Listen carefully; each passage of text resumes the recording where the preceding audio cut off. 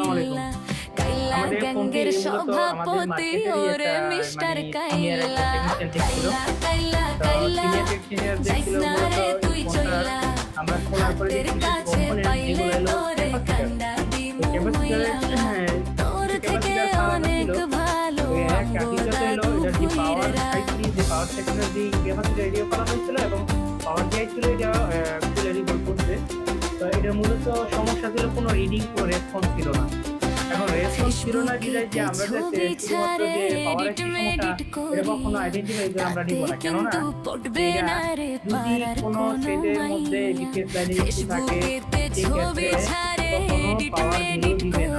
তার মানে কি আমাদের পাওয়ারের যে সমস্যা না, পাওয়ারের যে সমস্যা না, তাহলে আমরা বুঝে নিতে হবে কি সমস্যা। আর সমস্যাগুলো আমরা আইডেন্টিফাই করতে গেলে অবশ্যই কিছু থিওরি জানা থাকতে হবে, আর থিওরি জানা না থাকলে এগুলো কাজ করা সম্ভব না।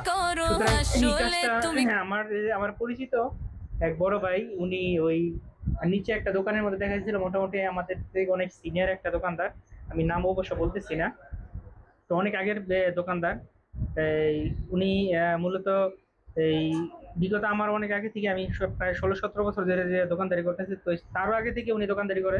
বিষয় হলো দোকানদারি যত বেশি করুক যতদিনই করুক, কিন্তু এটা কোনো ফেক না। সবচেয়ে বড় বিষয় হলো যে কাজের একটা দক্ষতা, কাজের একটা সিস্টেম, এই সিস্টেম যদি জানা না থাকে, আপনি 20 বছর কি 30 বছর কাজ করলেও কোনো কাজে আসবে না। সুতরাং এই কাজটা করছে আমার এক স্টুডেন্ট।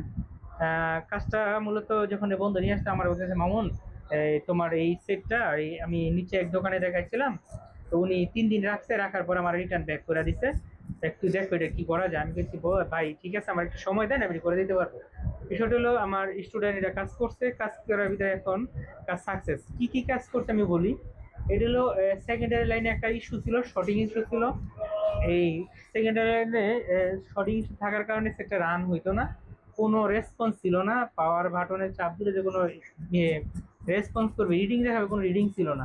সুতরাং আমরা কি করছি, পাওয়ার সিরিজে যে খুলছে সেক্ষেত্রে আবার আমরা খুলছি, খোলার পরে আমরা যে শর্টিং ইস্যুটা আছে এটা আমরা চেক দিছি, চেক দেওয়ার পরে যে শর্টিংটা আছে শর্টিংটা বার করে তারপরে এটা রিমুভ করা হয়েছে। রিমুভ করার পর আমরা আইসিটা লাগানোর পরে ইনশাল্লাহ সেটটা আমাদের রানিং হয়ে গেছে। সুতরাং এই যে বিষয়টা, এটার মডেল হলো Realme Note 60X। Realme Note 60X এটা হলো কত জিবি, 64 জিবি, 64 জিবি 464।